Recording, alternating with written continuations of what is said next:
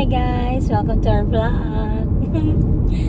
So ngayon, papunta kami ng Naga. And, well, papunta kaming Naga.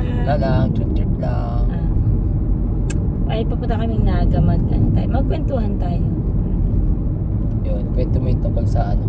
Ayun nga, Parable sabi ko, kasi nga, di ba, nandito kami sa point ng aming mga buhay na napakadami naming utang. So, masyado kaming, ngayon, Utang talaga. utang baga.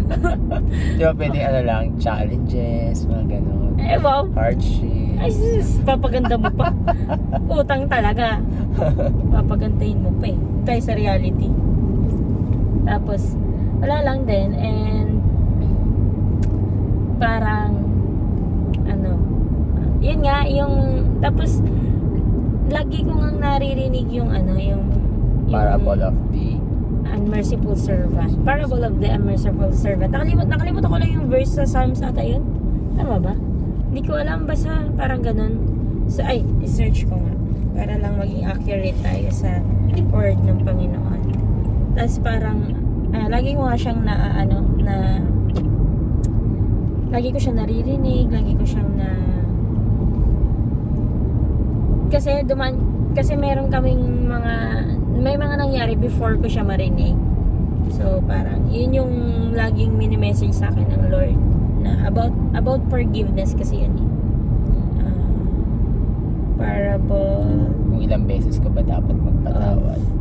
The unmerciful servant.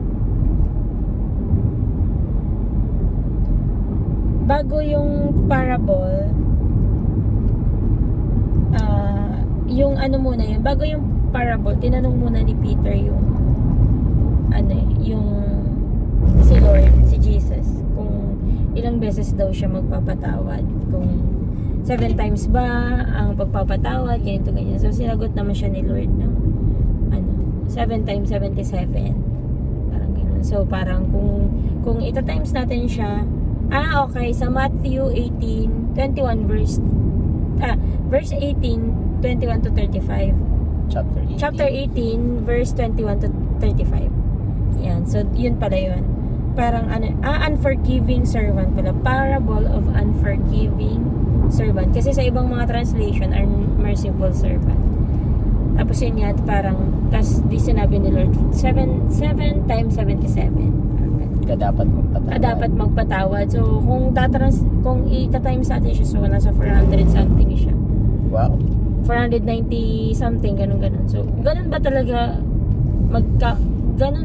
karami yung, parang ganun yung tanong niya eh. Lord, ganun ba talaga kadami yung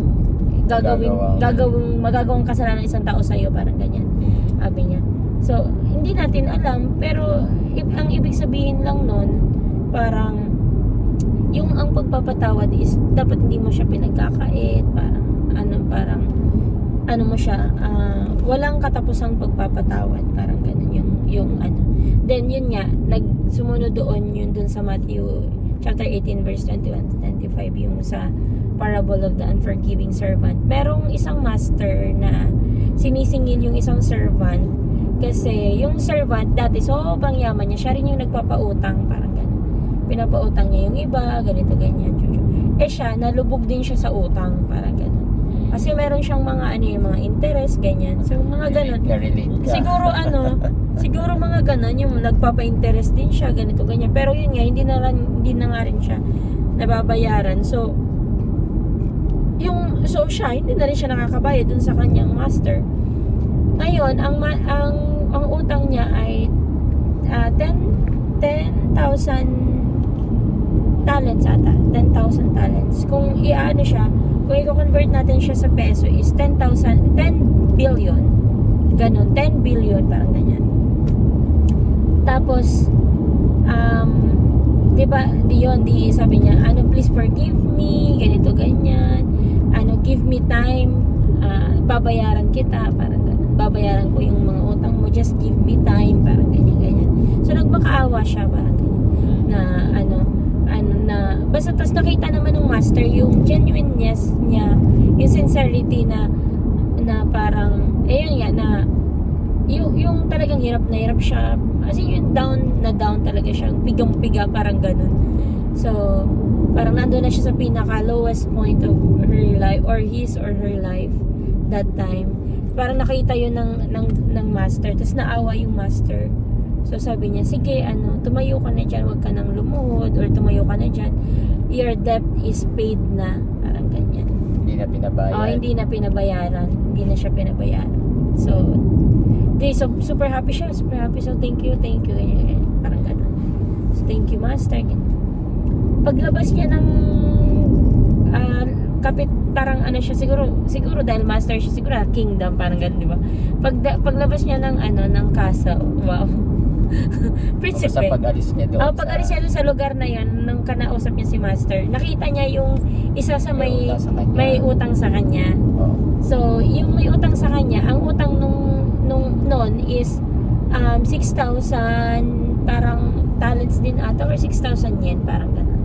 Pero katumbas, basta ibang, hindi talents, kasi yung talents pala mahal eh. Basta yung pinakamababang bariyad, pinakamababang halaga, tapos yun ay katumbas lang ng 600 pesos.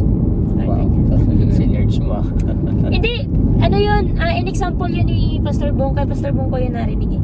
In example niya yun, parang kinonvert niya na, syempre nag-share na siya, syempre mag-aano na rin siya. So kinumpara niya lang, di ba, kasi yung sa servant is 10 billion yun, pero pinatawad siya ng master. Tapos yun niya, tapos nakita niya, di na pinabayaran. Tapos nakita niya ngayon yung may utang sa kanya 600 lang. Tapos siningil niya, parang siguro chinok niya pa, or yung alam mo yun, yung pagkasingil-singil niya na parang niriyakan pa yung pagkatao niya na parang, bayaran mo ko dahil sa'yo ganito ganyan, dahil sa'yo wala na akong makain, wala na akong ganito ganyan, etc. Yung parang sinisi niya, bayaran mo ko ganyan ganyan, So ngayon nalaman yun ng master. Nung pagkalaman ng master, pinatawag niya yun, pinadampot niya ulit yun, yung servant na yun. You ungrateful servant, parang ganun. At di ba pinatawad na kita, parang bakit hindi mo yun magawa sa iba? Naranasan mo nga yung ganung sitwasyon, parang ganun. Naranasan mo na nga yung ganung sitwasyon, parang ganyan. So bakit di mo yun maibigay sa iba? Parang ganyan. So ngayon, binabawi niya na yung forgiveness, pinababayaran sa kanya, hanggat hindi mabayaran, kulong, parang ganito. So, yung mga ganong scenario na sabi dun sa reflection, ay, ano bang reflection mo dun? Dapat huwag mo na rin pabayaran yung may mga utang sa'yo. Hindi naman. Kasi hindi, nakakalimutan ko, kasi ang dun very specific, kasi syempre sa Bible, very specific siya just give me time. Babayaran kita, just give me time. Kung ano yung sinabi ng servant doon sa master niya, yun din yung narinig niya dun sa may 600 pesos na na may utang sa kanya. So parang parang gano'n na. Oo, kasi dapat alam niya yung ganung sitwasyon. Dapat naging dapat mas naintindihan niya. Naging considerate, mas naintindihan niya, parang oo, kasi parehas sila ng pinagdaanan. Parehas sila ng pinagdaanan. Pero 'di ba parang sabi nga nila, hindi mo pwedeng sabihin, part of counseling or part of pagkikipag-usap in terms of advice or etc. na parang hindi mo pwedeng sabihin sa isang tao na alam ko yung pinagdadaanan mo, or naiintindihan ko yung pinagdadaanan mo. Pareho tayo ng pinagdadaanan. Hindi ganun yung pinaka word niya dapat, kasi though alam mo naman na pareho kayo ng pinagdadaanan, parang in a situation lang, pero yung feelings iba.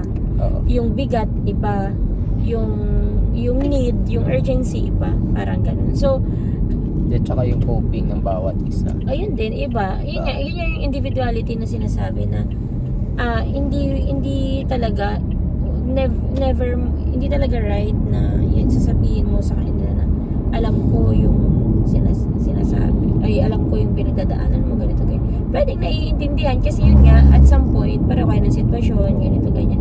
Pero never mo talaga dapat sasabihin sa kanya na yun, alam mo nararamdaman kita, parang ganito. siguro, yun nga, tapos parang parang sabi pa dun, nakalimutan ko lang yung mga sunod na sinabi ni Pastor. Pero yun nga yung pinaka tumatak talaga sa akin na yung sinabi niya dun sa master niya, yun din yung sinabi sa kanya nung may kasalanan sa kanya or may atraso sa kanya, 'di ba?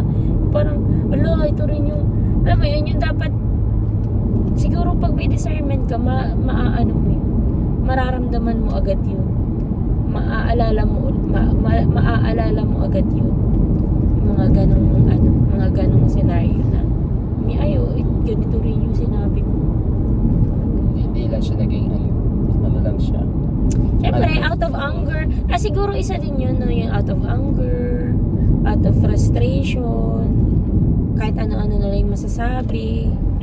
Diba? So, talagang bago ka talaga makapagbitaw ng salita or bago ka magsalita, dapat nasa moderate or nasa neutral na damdamin.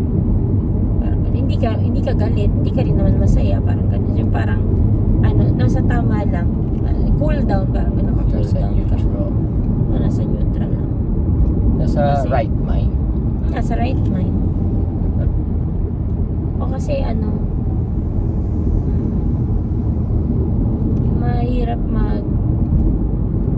parang yung depth na babayaran, pero yung emotional damage, Emotional damage.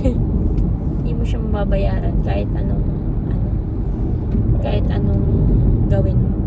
Hindi kasi nagkaka-scar yan sa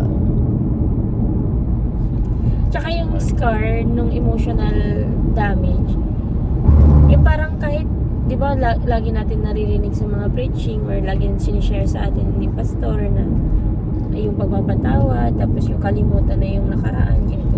kalimutan Pero as human, diba? yun nga yung tricky. Yun talaga, dun talaga tayo ginagamit din ng kalaban.